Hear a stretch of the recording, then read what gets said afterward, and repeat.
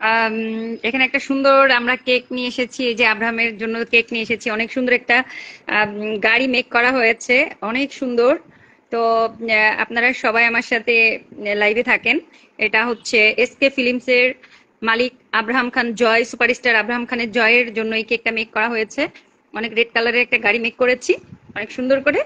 তো জয়ের জন্য এই কেকটা কাটা। আপনারা সবাই আমার সাথে থাকবেন, এই কেকটি আমি কাটবো। Happy birthday to you, happy birthday to you, big superstar Abraham Khan Joy. আমি কেকটা কাটলাম।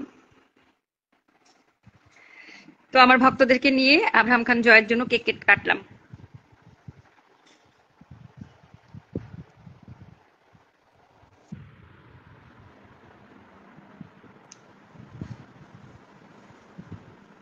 তো এখানে সবাইকে অসংখ্য ধন্যবাদ আমার লাইভে জয়েন হওয়ার জন্য। আপনারা সবাই জয়ের জন্য দোয়া করবেন।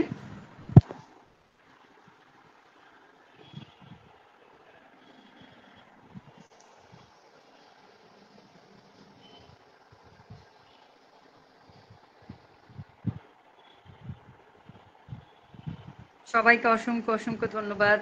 জয়কে হ্যাপি বার্থডে জানাচ্ছে। Palash Khan thank you, Ruma crazy thank you, প্রত্যেককে অসংখ্য অসংখ্য ধন্যবাদ। সবাই জয়ের জন্য দোয়া করবেন।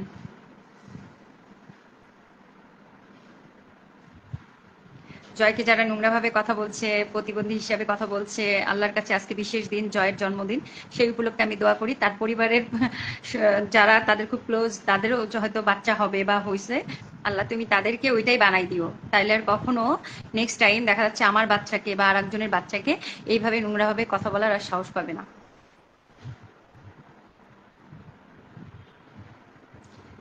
আব্রাহাম খান জয় যেদিন লাইভে এসেছিল মায়ের সাথে, মায়ের কোলে করে 18 কোটি মানুষের মন জয় করেছে, এবং ওই দিনই সে বিগ সুপারস্টারের খ্যাতি অর্জন করেছে, এবং তার বাবা তাকে এই উপাধি দিয়েছে যে সুপারস্টারের ছেলে সুপারস্টার।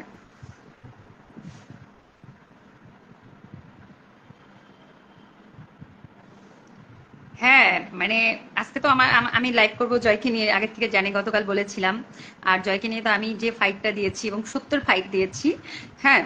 তো সে যেমন তার জন্মদিনের দিন কেক কাটার সময় তার একটা বেলুনালা ঢোলালা, হ্যাঁ, একটা ছবি দিয়ে সে জয়দের পরিবারকে সারপ্রাইজ দিয়েছিল।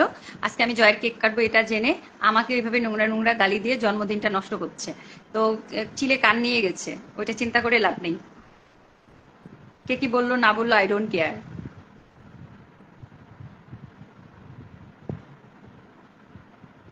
এখানে জয়কে যারা যারা গালি দিচ্ছে আজকে, জয় আব্রাহাম খান জয়, সুপারস্টার জয়, এসকে ফিল্মসের মালিক সুপারস্টার আব্রাহাম খান জয়, তার জন্মদিন বিশেষ দিনে আমি অবশ্যই যারা যারা এখানে নোংরাভাবে কথা বলেছে তাদের ঘরের সন্তানগুলাকে যেন আল্লাহ মহান রব্বুল আলমিন প্রকৃতভাবে প্রতিবন্ধী করে দেয়, তাহলে অ্যাটলিস্ট আর কারোর সন্তানদেরকে নিয়ে নোংরাভাবে কথা বলবে না।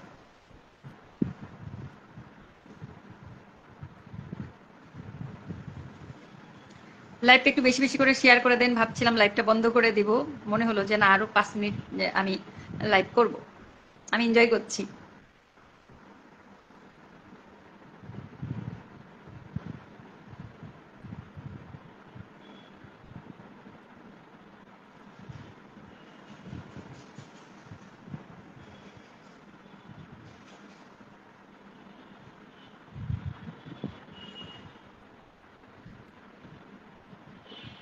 তো সবাই জয়কে দোয়া করবেন জয়ের জন্য, এবং জয়ের মার জন্য, জয়ের পরিবারের জন্য দোয়া করবেন।